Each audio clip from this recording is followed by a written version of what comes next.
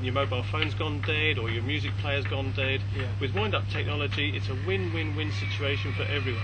Yeah. And of course, sometimes people put their radio or something in their bag, having forgot they've left it on. All right, they're very low settings, and in the meantime, the battery's going dead.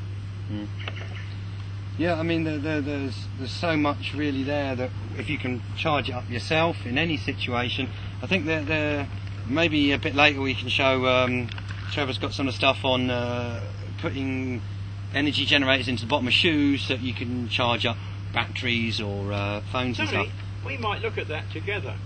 If we've got a shoe company out there, I've got a company called the Electric Shoe Company. Right. I still own that name, the Electric Shoe Company. And if we can spin that round, really, truly, all right. Yeah. In fact, I'm in the Guinness Book of Records. You know, one for the wind-up radio and one for the electric shoe. Really? Okay. So you know, if we could find somebody in China or wherever you suggest.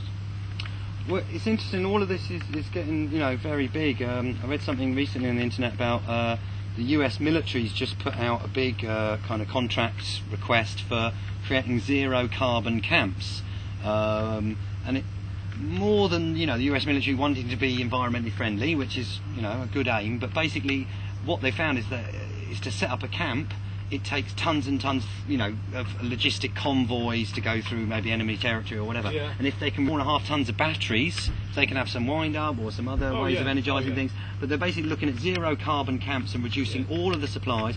And the other one was, I think the British Ministry of Defence has launched a recent website about send in your invention scientists, because the average soldier has to carry like 80 kilos of kit into battle, and of which like 10 kilos is batteries or something. So if there's any ways they can produce boots that charge up the batteries and the rest of the laptop kit. Yeah, but you've got to remember, there are great inventors, and I'm thinking of Stephanie Quellick.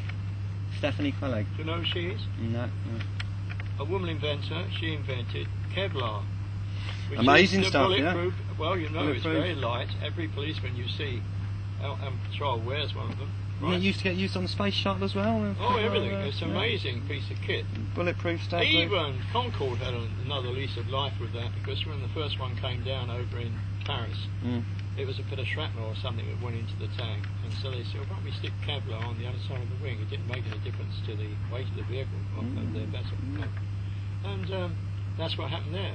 But no, going back to what we're saying, I think the important thing really is not to forget the other side of things. It's not just, well, I'm interested in inventions from 2 points of view.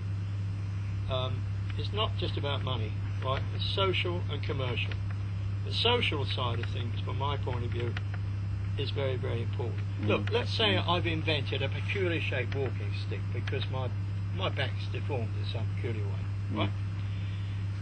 When we look around the world, we find there's only 10 people in the world with this deformity. But if you can make 10 walking sticks exactly the same, you suddenly change the lives of 10 people. For those 10 people, you cannot imagine what it's like. So it's not just about crass commercial aspects. Do you follow me? Yeah. Now, one of the things, and Tony's bringing it over to you now, this is one of our latest gizmos and gadgets. Now, we have a lady friend. Explain, Tony, how this came about. Well, this was invented by a lady called Denise Anstey, and she became disabled after a car accident. And she found that many disability products were just simply made for old people. They weren't funky, they weren't stylish, and they weren't particularly functional. So she actually invented this product, which is a walking stick with a headlight, and also with a footfall light, and also it has these strobe LEDs in there, so if you're crossing the road at night you can be seen from a long way away. And what I was saying earlier about wind-up technology not only being good for the environment, but it gives you that immediacy of power, well, this has it built in as well.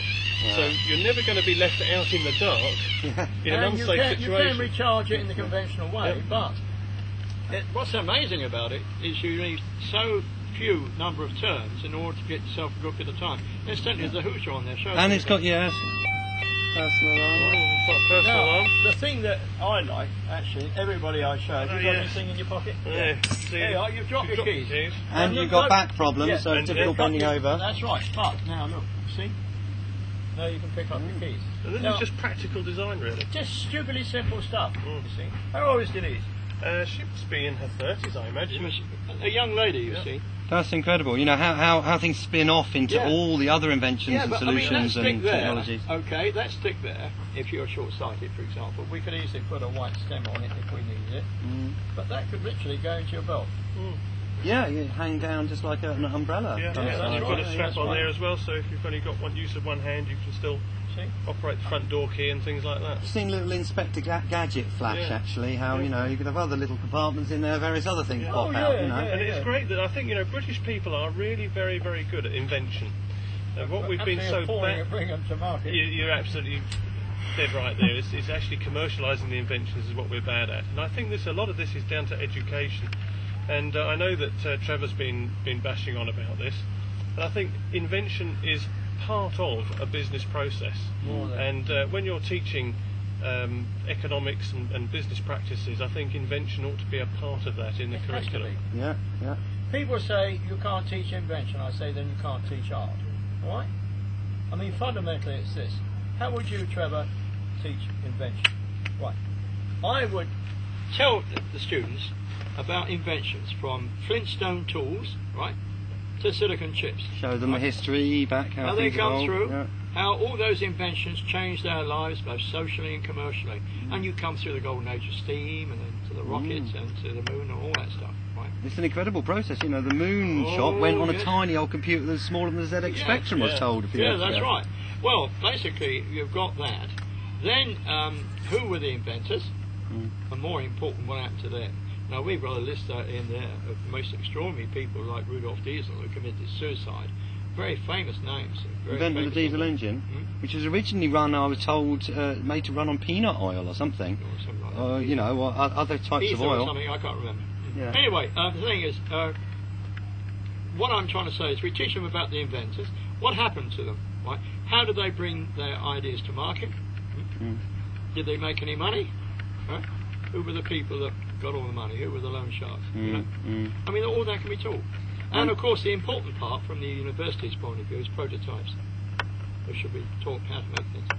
Prototypes, yeah. I mean, one of the things when we were on Ravens Island, we had to support 5 different Kingston University departments, and even Nicola Corrigan, the head of the sustainability department, said if the council was serious about meeting its targets of reducing CO2 by 80% by 2050, this would be exactly the kind of people-led community project they should be supporting. And we saw it as a kind of a solutions island, showing 15 different sorts of energy.